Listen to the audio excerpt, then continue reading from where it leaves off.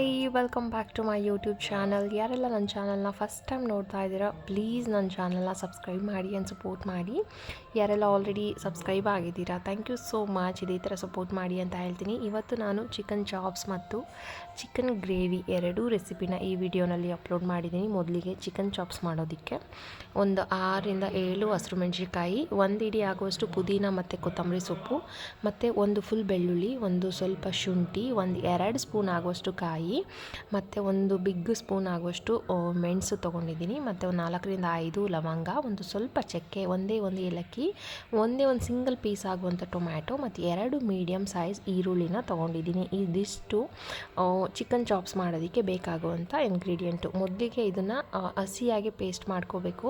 So ಇಲ್ಲಿ ಪುದೀನ, ಕೊತ್ತಂಬರಿ ಸೊಪ್ಪು, ಮತ್ತು ಹಸಿರು ಮೆಣಸಿನಕಾಯಿ, ಶುಂಠಿ, ಬೆಳ್ಳುಳ್ಳಿ, ಟೊಮ್ಯಾಟೊ, ಈರುಳ್ಳಿ, ಮತ್ತು ಕಾಳುಮೆಣಸು, ಚಕ್ಕೆ, ಲವಂಗ, ಏಲಕ್ಕಿ, ತೆಂಗಿನಕಾಯಿ ಏನಿಟ್ಟಿದ್ದೆ ಎಲ್ಲನೂ ಹಾಕ್ಕೊಂಡು ನಾವು ಪೇಸ್ಟ್ ಮಾಡ್ಕೊಳ್ಳೋಣ.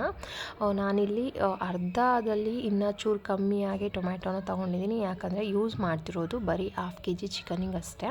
ಸೊ ಇದಕ್ಕೆ ಸ್ವಲ್ಪ ನೀರು ಹಾಕ್ಕೊಂಡು ನಾವು ಒಂದು ಗ್ರೀನ್ ಪೇಸ್ಟ್ನ ರೆಡಿ ಮಾಡ್ಕೋಬೇಕು. ಈ ಥರ ಇಷ್ಟು ಪೇಸ್ಟ್ ಆದರೆ ಸಾಕು ನಮಗೆ. ಮೊದಲಿಗೆ ಒಂದು ಪ್ಯಾನಲ್ಲಿ ಸ್ವಲ್ಪ ಒಂದು ಸ್ಪೂನ್ ಆಗುವಷ್ಟು ಎಣ್ಣೆನ ಹಾಕ್ಕೊಂಡು ಇಲ್ಲಿ ನಾನು 1/2 kg ಚಿಕನನ್ನು ಫ್ರೈ ಮಾಡ್ಕೋತಾ ಇದ್ದೀನಿ. ಮೊದಲಿಗೆ ಚಿಕನನ್ನು ನೀಟಾಗಿ ಫ್ರೈ ಮಾಡ್ಕೋಬೇಕು ನಾವು.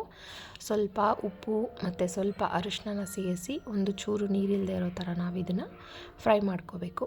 ನೋಡ್ತಿದ್ದೀರಿ ಅಲ್ಲ, ಈಗ ಚಿಕನ್ ಫ್ರೈ ಆಗ್ತಾಯಿದೆ. ಸೊ ನಾನಿಲ್ಲಿ ಕಲ್ಲುಪ್ಪನ್ನ ಯೂಸ್ ಮಾಡ್ತಾ ಇದ್ದೀನಿ. ಸೊ ಕಲ್ಲುಪ್ಪು ಯೂಸ್ ಮಾಡೋದ್ರಿಂದ ಏನೋ ಒಂಥರ ಫೀಲ್ ಆಗುತ್ತೆ, ಎಕ್ಸ್ಟ್ರಾ ಟೇಸ್ಟ್ ಬರುತ್ತೆ ಅಂತ ಹೇಳಿ. ಸೊ ಅದಕ್ಕೆ ಕಲ್ಲುಪ್ಪನ್ನ ಯೂಸ್ ಮಾಡ್ಕೊತಾ ಇದ್ದೀನಿ. ಆ್ಯಂಡ್ ಅರಿಶಿನೂ ಅಷ್ಟೇ ಸ್ವಲ್ಪ ಹಾಕೋದಕ್ಕಿಂತ ಚೂರು ಜಾಸ್ತಿನೇ ಹಾಕೋತೀನಿ. ನನಗೆ ಈ ಅರಿಶಿನ ಫ್ಲೇವರ್ ತುಂಬ ಇಷ್ಟ ಆಗುತ್ತೆ. ಯಾವಾಗಲೂ ಚಿಕನ್ಗೆ ಅಥವಾ ನಾನ್ ವೆಜ್ಗೆ ಸ್ವಲ್ಪ ಅರಿಶಿನ ಜಾಸ್ತಿ ಇದ್ದರೆ ಏನೋ ಒಂಥರ ಟೇಸ್ಟ್ ಚೆನ್ನಾಗಿರುತ್ತೆ ಅಂತ ಹೇಳಿ ಹಾಕ್ಕೋತೀನಿ.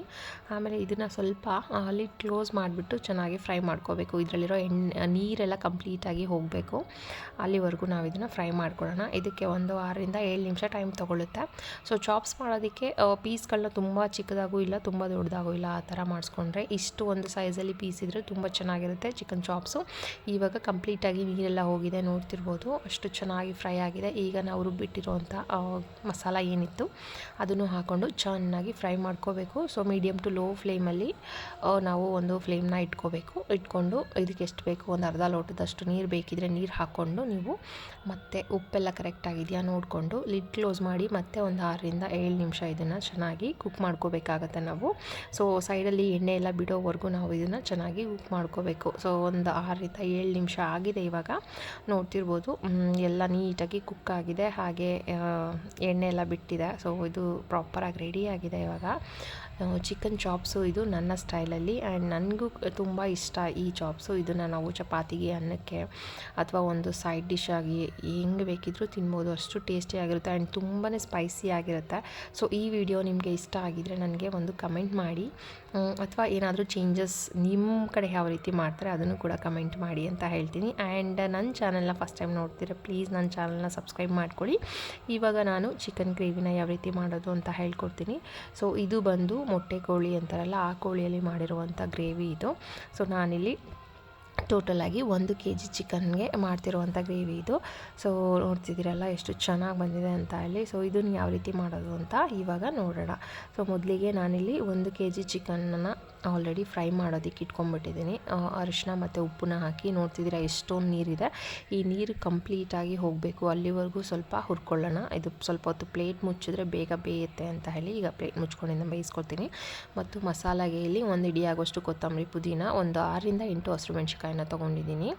ಮತ್ತು ಇಲ್ಲಿ 1 ಕಪ್ ಫುಲ್ ಆಗುವಷ್ಟು ತೆಂಗಿನಕಾಯಿ, ಮತ್ತು ಒಂದು ದೊಡ್ಡ ಸ್ಪೂನ್ ಆಗುವಷ್ಟು ಮೆಣಸು, ಒಂದು 6-7 ಲವಂಗ, ಒಂದು ಸ್ವಲ್ಪ ಚಕ್ಕೆ, ಒಂದು ಏಲಕ್ಕಿ, ಇದು ಸೋಂಪು ಕಾಳು ಅಂತಾರಲ್ಲ ಅದು ಒಂದು ಅರ್ಧ ಸ್ಪೂನು, ಗಸಗಸೆ ಒಂದು ಅರ್ಧ ಸ್ಪೂನು, ಆ್ಯಂಡ್ 1 ಸ್ಪೂನ್ ಆಗುವಷ್ಟು ಕಡಲೆ, ಅರ್ಧ ಟೊಮ್ಯಾಟೊ, ಹುಳಿ ಟೊಮ್ಯಾಟೊ ಅರ್ಧ ಟೊಮ್ಯಾಟೊ, ಒಂದು ಬಿಗ್ ಸೈಜು ಬೆಳ್ಳುಳ್ಳಿ, ಮತ್ತು ಅದಕ್ಕಿಂತ ಚೂರು ಕಮ್ಮಿಯಾಗಿ ಶುಂಠಿ. ಸೊ ಇದಿಷ್ಟು ಬೇಕಾಗುತ್ತೆ ರುಬ್ಕೊಳ್ಳೋದಕ್ಕೆ. ಇದ್ರ ಜೊತೆಗೆ ನಮಗೆ ಒಂದು 2.5 ಸ್ಪೂನ್ ಆಗುವಷ್ಟು, 2.5 ಅಥವಾ 3 ಸ್ಪೂನು ನೀವೆಷ್ಟು ಕ್ವಾಂಟಿಟಿಯಲ್ಲಿ ಮಾಡ್ಕೋತೀರಾ ಅಷ್ಟು ಧನಿಯಾ ಪುಡಿ ಬೇಕು. ಮೊದಲಿಗೆ ಬಾಣಲಿಯಲ್ಲಿ ನಾನು ಒಂದು 2 ಸ್ಪೂನ್ ಆಗೋಷ್ಟು ಎಣ್ಣೆನ ಹಾಕಿ ಈ ಸಣ್ಣ ಈರುಳ್ಳಿ ಬರುತ್ತಲ್ಲ ಆ ಈರುಳ್ಳಿ ಹಾಕಿದ್ದೀನಿ. ನೋಡ್ತಿರ್ಬೋದು ಇಲ್ಲೊಂದು 6-7 ಈರುಳ್ಳಿನ ಹಾಕ್ಕೊಂಡಿದ್ದೀನಿ. ಇದನ್ನು ನೀಟಾಗಿ ಫ್ರೈ ಮಾಡ್ಕೊಳ್ಳೋಣ. ಇದು ಫುಲ್ಲು ಬ್ರೌನ್ ಕಲರ್ ಬರಬೇಕು. ಸೊ ಇದು ಚೆನ್ನಾಗಿ ಫ್ರೈ ಆದಮೇಲೆ ಶುಂಠಿ ಮತ್ತು ಬೆಳ್ಳುಳ್ಳಿ ಏನಿತ್ತು ಅದನ್ನು ಅಷ್ಟೇ ನೀಟಾಗಿ ಫ್ರೈ ಮಾಡ್ಕೋಬೇಕು. ಸೊ ಈ ಥರ ಎಲ್ಲ ಫ್ರೈ ಮಾಡಿ ಹಾಕೋದ್ರಿಂದ ಸಾಂಬಾರು ತುಂಬಾ ಸ್ಮೆಲ್ಲು ಸಿಕ್ಕಾಪಟ್ಟೆ ಚೆನ್ನಾಗಿರುತ್ತೆ. ಮತ್ತು ಟೇಸ್ಟ್ ಮಾತ್ರ ನೀವು ಯಾವ ಹೋಟೆಲಲ್ಲೂ ತಿನ್ನಲ್ಲ, ಅಷ್ಟು ಚೆನ್ನಾಗಿರುತ್ತೆ ಟೇಸ್ಟು. ನೋಡ್ತಿದ್ದೀರಲ್ಲ, ಈಗ ನಾನು ಟೊಮ್ಯಾಟೊ, ತೆಂಗಿನಕಾಯಿ ಮತ್ತು ಹಸಿರು ಮೆಣಸಿನ್ಕಾಯಿ ಏನಿತ್ತು ಅದನ್ನು ಹಾಕ್ಕೊಂಡು ನೀಟಾಗಿ ಫ್ರೈ ಮಾಡ್ತಿದ್ದೀನಿ. ಈ ಫ್ರೈ ಮಾಡೋದೇ ತುಂಬ ಇಂಪಾರ್ಟೆಂಟು. ನಾವೆಷ್ಟು ಚೆನ್ನಾಗಿ ಫ್ರೈ ಮಾಡ್ಕೋತೀವೋ ಅಷ್ಟು ಚೆನ್ನಾಗಿ ಟೇಸ್ಟ್ ಇರುತ್ತೆ. ಮತ್ತು ಕೊತ್ತಂಬರಿ, ಪುದೀನ ಸೊಪ್ಪು ಅಷ್ಟೇ ಒಂದು ಇಡಿ ಆಗೋಷ್ಟು ತೊಗೊಂಡಿದ್ನಲ್ಲ ಅದನ್ನು ಅಷ್ಟೇ ನೀಟಾಗಿ ಫ್ರೈ ಮಾಡ್ಕೋಬೇಕು.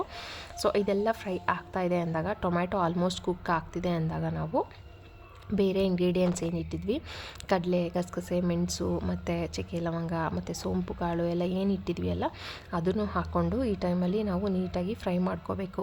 ಸೊ ನೋಡ್ತಿದ್ದೀರಲ್ಲ, ಆಲ್ಮೋಸ್ಟ್ ಟೊಮೊಟೊ ಎಲ್ಲ ಕುಕ್ ಆಗಿದೆ. ಸೊ ಈ ಟೈಮಲ್ಲಿ ಇದಿಷ್ಟು ಇಂಗ್ರೀಡಿಯೆಂಟ್ಸ್ ಏನಿತ್ತು ಇದನ್ನು ಕೂಡ ಅಷ್ಟೇ ಇದೊಂದು 30 ಸೆಕೆಂಡು ಫ್ರೈ ಮಾಡ್ಕೋಬೇಕಾಗುತ್ತೆ ನಾವು. ಸೊ ಸ್ಮೆಲ್ ಎಷ್ಟು ಚೆನ್ನಾಗಿರುತ್ತೆ ಅಂದರೆ ತುಂಬ ಒಂದು ಫ್ರೆಶ್ ಆಗಿ ಫೀಲ್ ಆಗುತ್ತೆ. ಆ್ಯಂಡ್ ಸ್ಮೆಲ್ಲು ಘಮ ಘಮ ಘಮ ಅಂತಿರುತ್ತೆ, ಅಷ್ಟು ಚೆನ್ನಾಗಿರುತ್ತೆ ಮಸಾಲ ಇದು.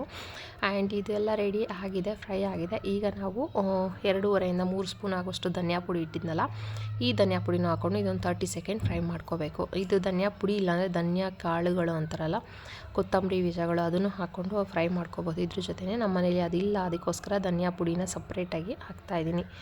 ಸೊ ಇದನ್ನು ಅಷ್ಟೇ ಹಾಕಿ ಒಂದು 30 ಸೆಕೆಂಡ್ ಫ್ರೈ ಮಾಡಿಕೊಂಡು ಫ್ಲೇಮೆಲ್ಲ ಆಫ್ ಮಾಡಿ ಕಂಪ್ಲೀಟಾಗಿ ತಣ್ಣಗಾರೋದಕ್ಕೆ ಬಿಟ್ಬಿಡೋಣ. ಇವಾಗ ಇಲ್ಲಿ ನೋಡೋಣ, ಚಿಕನ್ ಫ್ರೈ ಆಗಿದೆ ನೋಡ್ತಿರ್ಬೋದು, ಫುಲ್ಲು ನೀರೆಲ್ಲ ಹೋಗಿದೆ, ಎಣ್ಣೆ ಬಿಡ್ತಾ ಇದೆ ಅದರಲ್ಲಿ.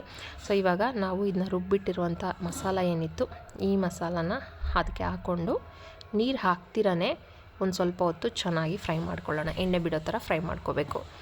ಸೊ ಮೊದಲಿಗೆ ನೀರನ್ನು ಹಾಕೋದಕ್ಕೆ ಹೋಗಬೇಡಿ. ಸೊ ಬರೀ ಮಸಾಲ ಈ ಥರ ಏನು ರುಬ್ಬಿದ್ವಿ ಅದನ್ನೇ ಸ್ವಲ್ಪ ಚೆನ್ನಾಗಿ ಫ್ರೈ ಮಾಡ್ಕೋಬೇಕು, ಎಣ್ಣೆ ಬಿಡೋ ಥರ ನೀಟಾಗಿ. ಒಂದು ನಿಮಿಷ 1-2 ನಿಮಿಷ ಟೈಮ್ ತೊಗೊಳುತ್ತಷ್ಟೇ. ಸೊ ಆಲ್ರೆಡಿ ಎಲ್ಲ ಕುಕ್ ಆಗಿಬಿಟ್ಟಿದೆ ನೀಟಾಗಿ. ಸೊ ನೋಡ್ತಿದ್ದೀರಲ್ಲ, ಇದು ಚೆನ್ನಾಗಿ ಕುಕ್ ಆಗ್ತಿದೆ. ಇವಾಗ ಈ ಟೈಮಲ್ಲಿ ನಿಮಗೆ ಎಷ್ಟು ಬೇಕಷ್ಟು ನೋಡಿಕೊಂಡು ನೀವು ನೀರನ್ನ ಹಾಕ್ಕೊಳ್ಳಿ. ಸೊ ನಾವಿಲ್ಲಿ ಸ್ವಲ್ಪ ಮುದ್ದೆಗಾಗುವಷ್ಟು, ಮುದ್ದೆ ತಿನ್ನುವಷ್ಟು ಒಂದು ಗ್ರೇವಿ ಅಥವಾ ಸಾರು ಥರ ರೆಡಿ ಮಾಡ್ಕೋತಾ ಇದ್ದೀವಿ. ಸೊ ಇಷ್ಟು ನೀರು ಹಾಕಿದ್ದೀನಿ. ಈ ಟೈಮಲ್ಲಿ ಉಪ್ಪೆಲ್ಲ ಕರೆಕ್ಟಾಗಿದೆಯಾ ನೋಡ್ಕೊಳ್ಳಿ. ಸಾಂಬಾರು ಕುದಿ ಬರೋವರೆಗೂ ವೆಯ್ಟ್ ಮಾಡಿ. ಸಾಂಬಾರು ಕುದಿ ಬರ್ತಾ ಇದೆ ಅನ್ನೋವಾಗ ನೀವು ಇದನ್ನ ಕುಕ್ಕರ್ನ ಮುಚ್ಚಬೇಕಾಗತ್ತೆ. ಸೊ ಕರೆಕ್ಟಾಗಿದೆ. ಇದು ವಿಸಲ್ ಬಂದರೆ ಇನ್ನೂ ಸ್ವಲ್ಪ ಗಟ್ಟಿಯಾಗುತ್ತೆ. ಇದು ಮೊಟ್ಟೆ ಕೋಳಿ ಆಗಿರೋದ್ರಿಂದ ನಾನು 4 ವಿಸಲ್ ತೊಗೋಬೇಕು ಇವಾಗ. ಸೊ ಎಲ್ಲ ಪರ್ಫೆಕ್ಟಾಗಿದೆ, ಉಪ್ಪು ಖಾರ ಎಲ್ಲ ಏನೂ ಇಲ್ಲ, ಎಲ್ಲ ಕರೆಕ್ಟಾಗಿದೆ. ಸೊ ವಿಸಲ್ನ ಹಾಕಿ 4 ವಿಸಲ್ನ ತೊಗೊಂಡಿದ್ದೀನಿ. ಇವಾಗ 4 ವಿಸಲ್ ಆದಮೇಲೆ ಗ್ರೇವಿ ರೆಡಿಯಾಗಿದೆ. ಸಿಕ್ಕಾಪಟ್ಟೆ ಚೆನ್ನಾಗಿದೆ, ತುಂಬಾ ಸ್ಪೈಸಿಯಾಗಿರುತ್ತೆ. ಸೊ ನೀವು ಕೂಡ ಇದನ್ನು ಮಾಡಿಕೊಂಡು ಹೇಗೆ ಬಂತು ಅಂತ ಕಮೆಂಟ್ ಮಾಡಿ. ಇಲ್ಲಿ ಸ್ವಲ್ಪ ಲೈಟ್ ಡಿಮ್ ಆಗಿದೆ ಅಷ್ಟೇ, ಸ್ವಲ್ಪ ವೆಯ್ಟ್ ಮಾಡಿ, ಲೈಟಲ್ಲಿ ತೋರಿಸ್ತೀನಿ ಎಷ್ಟು ನೀಟಾಗಿ ಎಷ್ಟು ಚೆನ್ನಾಗಿ ಬಂದಿದೆ ಅಂತ ಹೇಳಿ.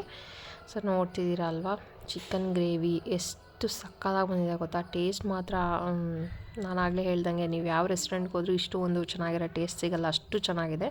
ಸೊ ನೀವು ಟ್ರೈ ಮಾಡಿ ಹೇಗೆ ಬಂತು ಅಂತ ಹೇಳಿ. ಇದೇ ಥರ ಜಾಸ್ತಿ ವೀಡಿಯೋಸ್ ಬೇಕಂದರೆ ಪ್ಲೀಸ್ ನನ್ನ ಚಾನಲ್ನ ಸಬ್ಸ್ಕ್ರೈಬ್ ಮಾಡ್ಕೊಳ್ಳಿ ಆ್ಯಂಡ್ ಸಪೋರ್ಟ್ ಮಾಡಿ ಅಂತ ಕೇಳ್ತೀನಿ. ಸೊ ಇಷ್ಟೊತ್ತು ನನ್ನ ವೀಡಿಯೋನ ನೋಡಿದ್ದಕ್ಕೆ thank you so much. So next ವೀಡಿಯೋಲ್ಲಿ ಬೇರೆ ರೆಸಿಪಿಯೊಂದಿಗೆ ನಾನು ಮತ್ತೆ ಸಿಗ್ತೀನಿ. ಸೊ ಅಲ್ಲಿವರೆಗೂ ನನ್ನ ವೀಡಿಯೋಸ್ನ ನೋಡ್ತಾ ಇರಿ, ಸಪೋರ್ಟ್ ಮಾಡ್ತಾ ಇರಿ. ಬಾಯ್.